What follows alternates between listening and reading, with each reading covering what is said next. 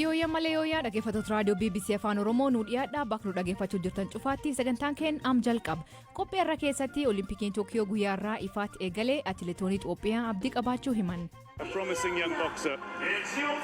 Mul'aatee yaada garuu anillee hojjetee waan sodaa'u tokko illee hin qabu. Nus akkuma biyya tokkotti akka biyya guddaa tokkotti qophaa'aa jirra. Abbaan alangaa Itoophiyaa hoogganoota PLF dabalatee namoota 62 irratti himataman. Hayyuun siyaasa Oromoo obbo Leencoo Lataa rakkoon Itoophiyaa marii furamuu qaba jedha.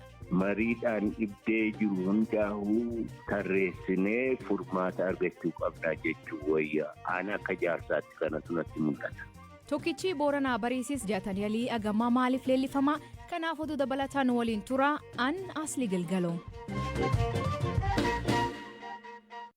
Durtaa TPLF Dr. Dabratsiyoon Gabra Mikaa'el Gitaachoo Raada dabalatee hoogganoota PLF fi dhaabbilee garaagaraa isaa waliin hidhat qaban hoogganaa turan namoota 62 irratti abbaan alangaa federaalaa himataman. Kanneen himannaan irraa banam keessaa miseensonni kaabinee naannichaa haleellaa hidhannoo keessaa gahee olaanaa qaban jedhamee akkasumas kanneen filannoo naannichi geeggeessirratti hirmaataniif raawwachiisan jedhan. Himannaan irraa banamee seeraan filannoo geeggeessuun akkasumas mootummaa federaalaa humnaan jijjiiruuf yaaduun raayyaa ittisa biyyaa irratti lol banuu ka jedhame. Himannaan kun yeroo lolli Tigraayitti eegalee Affaar ce'uun dhaga'ama. Kanaan dura qondaaltonni TPLF to'ataman himannaan irraa banamee dhimmi isaanii hordofaa jiru. Lol naannoo Affaar keessa deemu jiruun humnoonni TPLF yoo xiqqaate namoota nagaa 20 ajjeesuu BBC'n jiraattota irraa odeeffate. Qaama walaabarraa garuu mirkaneessuun hin danda'amne. Garuu humnoonni TPLF jalqaba naannoo Tigraay to'achuuf socho'uun isaanii ibsan maaliif Affaar ce'an? Kaayyoon isaanii maali? Achii dhaabbatu? BBC Newsdeet ka dubbatan Jarmaniitti ambaasadaarii duraanii Itoophiyaa akkasumas gorsaan TPLF amma Fisahaa Asgadoom akkanaan deebis. The Ethiopian government has brought additional forces, additional national. Mootummaan Itoophiyaa loltoota raayyaa ittisa biyyaarraa dabalatee milishaa fi humnoota adda addaa naannoo Amaaraa fi kanneen Affaar qindeessee daangaa Tigraay ammallee ce'uu barbaadu. Haa ta'u malee humnooti keenya isaan loluun guutummaatti naannoo daangaa keessaa baasanii hedduun du'an kan hafan ammoo faffaca'anii jiru. Wanta Affaaritti raawwate kana fakkaata. Achitti hin dhaabbatan hanga mootummaan Itoophiyaa waraana hin dhaabnetti lolatti fufu.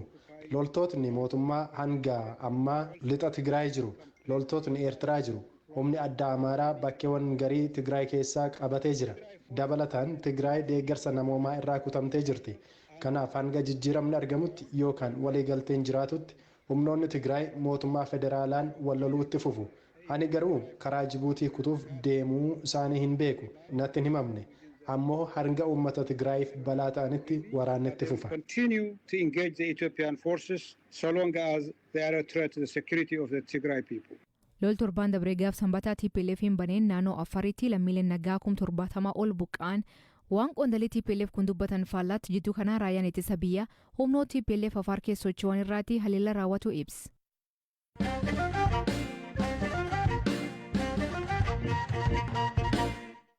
A promising young boxer. Ethiopia 54 Olympic medals, 22 of them gold, all track and field. Olimpikiin Tookiyoo guyyaarraa ifaatti eegale. Wagga dabree sabab koronaavaayirasiitiin baranaa dabree ture Olimpikiin Jaapaan qopheessitee haal hawaataan eegale. Sagantaa kanarratti mootii Jaapaan Naruhito dabalatee keessummootni kabajaa Kumitook irratti argaman.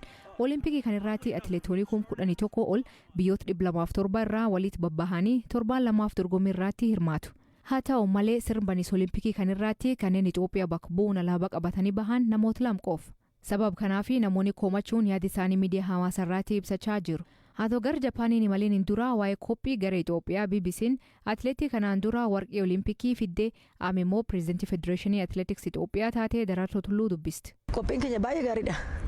Baay'ee bareeda, baay'ee gaariidha. Addunyaan tukumtu kuma hirmaatan Olimpikii irratti hirmaatu hunduu mo'amu fudhatee mo'achuuf waan qophaa'uuf nus akkuma biyya tokkotti akka biyya guddaa tokkotti qophaa'aa jirra.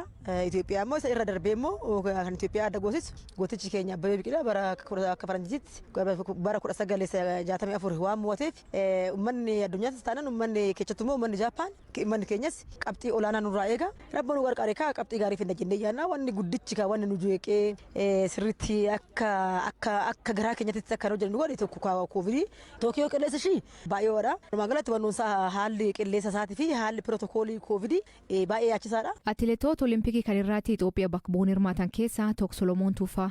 Solomoon taayikoondoodhaan kan dorgomu yoo ta'u Itoophiyaan kanaan dura gosa ispoortii kanaan hirmaatee hin beektu. Olimpikii irratti hirmaachuun abdii isaa yeroo dheeraa ta'uu hima. Ammayyuu itaanatti dubbis. -58 kiloogiraam 58 gadi jechuudha. Yoo mo'atte darbaa deemtaa akkuma maaxxaara jedhama aga faayinaalii guyyaa tokkoon uuma beektaa ganamaa jalqabee galgalaa turuu danda'a. Yeroo tapha tokko darbitu 8 keessa akkasitti 4 keessa jedhama aga faayinaalii deemta. Ati yeroo jalqabaaf biyya bakka buutee deemta Itoophiyaanis yeroo jalqabaaf ta'e waan duratti hirmaatti maalan fidee dhufaa maalan sammuudhaa qabeetta? Wal dorgommii baay'ee irratti hirmaatte wannoomni anillee narra gahee achillee isallee darbeen as gahee yaa'u rabbi yoo na qarqaaraan wanna nu danda'u hunda hojjedheen jira yoo rabbi na qarqaare yaa'u gadi medaaliyaa keessa galee alaabaa kaasuun fe'aka. Dhaloonni keessa Salamoon? Ani dhaloonni kiyya Boqojjiitti dhaladhee gara Finfinneetti dhufee obboleettiin kiyyaas turte gara ishiitiin Nastooti Tufaanillee Tigisti Tufaanillee obboleettii. Kan maaraatoonii fiigan jechuudha? Lamaan. Maaltiin jedhu maatiin? Maatiin hin gammada yaa'u gara fiigichaa hin fe'uu turanii duraanii amma ani kanaan jabaachaa deeman wal dorgommii baay'ee irratti illee qabxii fiduu jalqaban bakka isaan illee na qarqaaruu jalqabanii baay'ee na jajjabeessu. Isaan lamaanuun beektaa olompikii irratti hirmaatan Tigistufaan Riyoo olompikii amma darbeessanii Nastooti immoo Beejing irratti hirmaattee jirti. Innaa sadaffaa mana tokko nama 3 ispoortii biraatiin immoo amma olompikii namni 3 darbe jechuudha olompikii irratti hirmaatee beekaa. Amma baay'ee gammadu isaan illee kana yoo yaadan. Dorgomaan cimaan naqunnamuu eenyu dheettaa? Tireen kaampii Jarman keessa deemee ji'a tokkoof illee qophaa'ee anillee shaggaa hojja'ee rabbitu beeka jenneeti eeggachaa jirra. Baay'ee hin jabaataa taphni hin ulfaata jee yaada garuu anillee hojja'ee waan sodaa'u tokko illee hin qabu. Faadhu Salamoon jajjabaadhu. Harkaan garuu.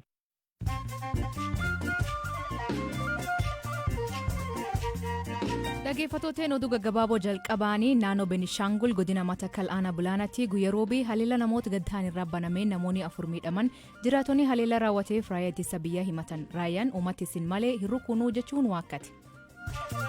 UK'n torbaan kana biduraan dhorkaawwan kooronaavaayirasii ittisuuf kaa'ame kaafte garuu namoonni dhukkubichaan qabaman dabalaa jira. Deetaan biiroo staatistiksii biyyaalessaa akka agarsiisutti UK'tti namoota 75 keessaa namni tokko dhukkubicha qaba. Olimpikii Tokiyoo keessatti atileetiin Aljeeriyaa Feedi Nuuriin lammii Israa'el waliin dorgomuu diduun keessa baay'e. Nuuriin miidiyaalee Aljeeriyaa takimeetti harki xureessuu hin barbaanne dabalataan deeggarsa Palestiinaaf qabuuf jedhe. Kanaan dura dorgommii addunyaa bara 2019 irratti sababa kanaaf keessa baay'e.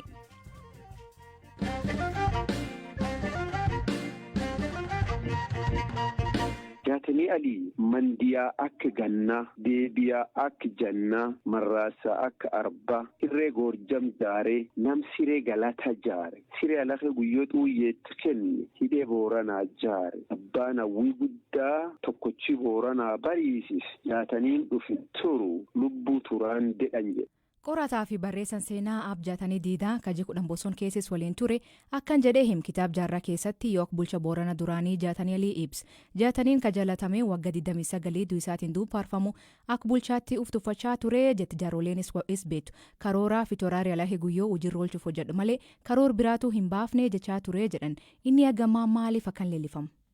Inni boorana haalatti fuula hedduu hojjetee hawaasaallee taa'ee turee gara jiinkaa kan iloo baabur finfinnee matasiitu fuula hedduu hojjetee fuula ifatti akkanuma jaalatan boorani qoftiin jaalatu fuula inni bahe bal'isee waan yaaduuf nabiis jaalata namaaf yaadaa lafaaf yaadaa ummataaf yaadaa tanaaf nabi jaalata jechuudha warruba dargii beekta opposition dargii ta'ee hidhama tureeyyuu inni mana hidhaatti nama rakkoo qabu beessee fennee fi achitti riittol tanaaf wanni isi qofa akka jaalataniif inni akka jaalatame aduun jibbaa biruuti waan inni namaan gorsee agammaa gartee gara hojiitti hiikuuf deema warri ammaa humaayyuu beekayyuu namni gorsu waan inni durii nam gorsu jala fuudha jaatanii alii durii akkan jedhu akkas jechuun agammaa hin jira jechuudha namni jaatanii alii eentu akkisa sun eenti fulaasaa bu'u nageenyaaf gam Itoophiyaallee jidduu lamaan nu barbaadu safiyyaa nam boorannis itti jibsan nam cufaa walqixxee nama uf jaaruun itti gosi jaaru gareen qabu cutti tamisaa namni cutti isaa walqixxee ergi waliin taa'ama malee warra alaallee waliin qubqabu. Waaqa guutuu wanni inni dhaabate nama Oromoo kadargii kee jiru yoo feetan cufaa fixa ammoo jaatanii aliin ijjeessinaa jedhan. Jaatanii aliillee immoo yoo loltuun achi yaadu waaqa guutuun tuqinaa jedhan. Warri lamaan laali haangam kan jira haangam sun jira warra kun lamaan wal dhaamatedha. Booranaa fi Gujii wal ijjeetti dadhabnaani isumatti asumaan murtii du'atti fidee nama ijjeessuuf ijjeessa jedhanii ijoolleen Booranaa tanaan ijjeessanii jira. Yoo ati misoometti kennan misoomaati nam nagaati nam barnootaati. Bulchootii amma jirtu waan akkamii isirra barachuu qabdi? Tokko inni sodaatuma cabsee seena. Cabsee seena abbaa feddur dhaabateetiin waan feddubataa wadiduu malan jedhamni ni gaafasi namni isaan mormu nama yookaan hamtuu irratti argu injaaraa malee gartee hin miidhu hin dhabamsiisu.